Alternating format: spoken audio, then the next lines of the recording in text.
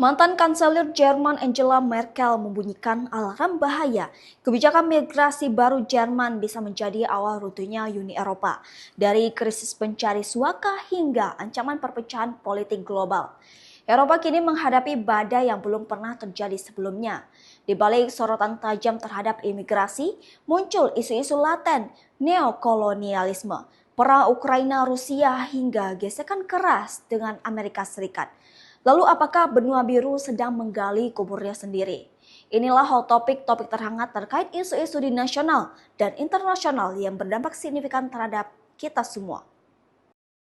Mengapa Angela Merkel sebut Uni Eropa sedang menggali kuburnya sendiri? Mantan Kanselir Jerman Angela Merkel mencemaskan masa depan Eropa menyusul kebijakan keras pemerintah Jerman terhadap kebijakan migrasi nasional dan kontrol perbatasan. Pengetatan itu menurutnya akan menjadi malapetaka bagi Uni Eropa. Mengekang para pencari suaka, kata Merkel, akan meruntuhkan pondasi dan nilai-nilai liberalisme ala Eropa. Jerman dikenal menjadi tujuan utama para pencari suaka di Uni Eropa selain beberapa negara Skandinavia dan Inggris. Pada tahun 2023, Jerman menerima lebih dari 237.000 permohonan suaka. Jumlah ini kira-kira seperempat dari total permohonan suaka asing di Uni Eropa. Para pencari suaka datang dari Afrika, Asia Barat, Asia Tengah, Timur Tengah, Asia Selatan, dan beberapa dari negara-negara Amerika Selatan. Angela Merkel menyampaikan pernyataan tersebut di acara Southwestern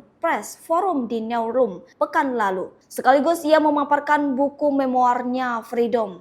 Kebijakan baru pengetatan migrasi nasional dan kontrol perbatasan diputuskan Kabinet Friedrich Merz. Kebijakan baru telah diperkenalkan awal bulan ini oleh Menteri Dalam Negeri Alexander Dobrindt. Jerman melarang permohonan suaka baru di semua perbatasan darat Jerman, menandai pembalikan tajam kebijakan Merkel tahun 2015 yang membuka lebar perbatasan mereka. Kebijakan baru Kanselir Friedrich Merz ini mengecualikan anak-anak, wanita hamil, dan individu rentan lainnya. Menurut Merkel, langkah tersebut mengancam kebebasan bergerak di blok Uni Eropa dan integritas zona Schengen. Visa Schengen memungkinkan perjalanan bebas visa di sebagian besar blok tersebut dan menjadikan keuntungan yang diperoleh para anggota Uni Eropa. Kebijakan pintu terbuka Angela Merkel pada tahun 2015 disambut reaksi politik yang keras dengan para kritikus mencapnya sebagai bencana setelah lebih dari 1 juta migran diizinkan masuk ke Jerman selama puncak krisis pengungsi 2015-2016. Merz menjanjikan kebijakan memperketat kontrol perbatasan selama kampanyenya di tengah menguatnya partai sayap kanan Alternative für Deutschland atau AfD. Partai ini dikenal dengan sikap garis keras anti-imigrasi. AfD akhirnya mengamankan posisi kedua dengan perolehan 20,8% suara nasional dalam pemilu terbaru. Tetapi mereka dikecualikan dari pembicaraan koalisi dan pembentukan pemerintahan oleh partai-partai arus utama awal bulan ini. Badan Intelijen Domestik Jerman secara resmi mengatakan AfD sebagai entitas ekstremis yang dikonfirmasi. Klasifikasi tersebut ditangguhkan sementara setelah tantangan hukum dan reaksi publik yang sangat menikam tajam. Tetapi para pejabat senior yang berkuasa terus mencari dasar hukum untuk dijadikan pegangan larangan resmi terhadap partai tersebut. Masalah arus imigran menjadi persoalan sangat menantang bagi jumlah besar negara makmur di Uni Eropa, terutama di Eropa Barat, Eropa Utara, Skandinavia hingga Inggris. Populasi para pendatang dari negara-negara yang dilanda konflik bahkan nyaris mendekati jumlah penduduk setempat dan aneka persoalan pun mulai bermunculan. Di Inggris tahun lalu pecah konflik komunal antara kelompok ultrasionalis dengan komunitas imigran dari Pakistan. Di Prancis berulang kali terjadi kekerasan sosial melibatkan para imigran dan Afrika Utara dan Timur Tengah, disertai sentimen religius. Pembunuhan sadis bermotif ideologis dan sentimen konflik sektarian juga terjadi beberapa kali di sejumlah kota besar di Prancis. Di Jerman beberapa kali terjadi kasus kekerasan melibatkan imigran asing juga melibatkan sentimen keagamaan dan nasionalisme. Italia juga menghadapi arus imigran nyaris tanpa kendali dari negara-negara Afrika Utara yang dilanda perang saudara. Kedatangan pencari suaka itu bahkan sudah menjadi komoditas perdagangan orang atau human trafficking yang berpusat di negara Libya yang kacau balau. Ini baru satu isu yang bisa menjadi sumber kehancuran Eropa tentang arus imigrasi dan impian para pencari suaka yang negerinya dikoyak perang serta masalah kemiskinan. Kebijakan longgar ke sebagian negara Eropa memang baik, manusiawi dan menggambarkan liberalisme yang menghargai kebebasan dan kemanusiaan. Tapi banyak juga yang khawatir ini adalah bom waktu bagi Eropa yang suatu saat akan mengalami pembalikan sejarah dan budaya. Bagaimanapun mayoritas para imigran dan pencari suaka tidak lahir dalam kultur dan dibebaskan dengan nilai-nilai Eropa. Meski begitu, ia adalah pilihan Eropa yang sesungguhnya memang mayoritas memiliki kontribusi atas aneka masalah yang muncul di negara-negara asal para imigran. Itu kolonialisme, imperialisme, dan penghisapan ekonomi yang dilakukan Belgia, Italia, Inggris di masa lalu membawa dampak signifikan karena terus berlanjut hingga hari ini. Perancis bahkan mempertahankan kolonialisme dan imperialisme gaya baru ke negara-negara Afrika seperti Mali, Senegal, Burkina Faso, Benin, Togo, dan lain-lainnya. Tapi kini semua nyaris berubah. Mali, Niger, dan Chad telah mengusir pasukan Perancis yang membuka pangkalan di negara itu. Penguasa Burkina Faso menasionalisasi tambang emas yang selama berdekade dikuasai dan dikontrol perusahaan Perancis, Amerika, Inggris, dan Australia. Pijakan Eropa di Afrika semakin tergerus, pengaruhnya mulai meredup. Sebagai ilustrasi, rezim baru di Niger bisa melumpuhkan Prancis.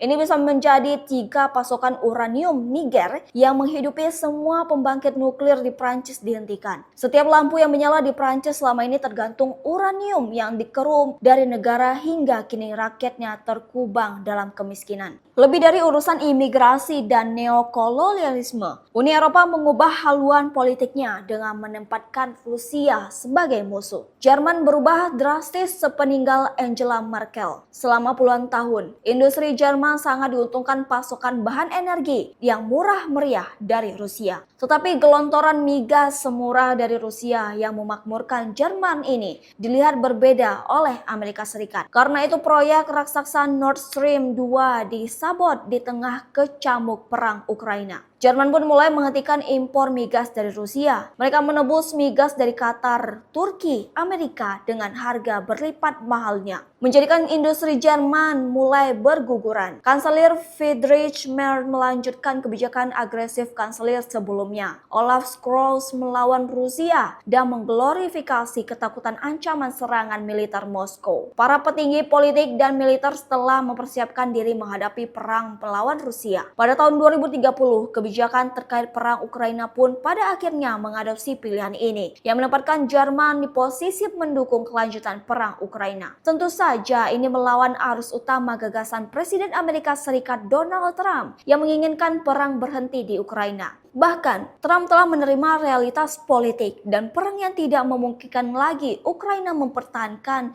Crimea dan Donbas sebagai wilayah mereka lagi.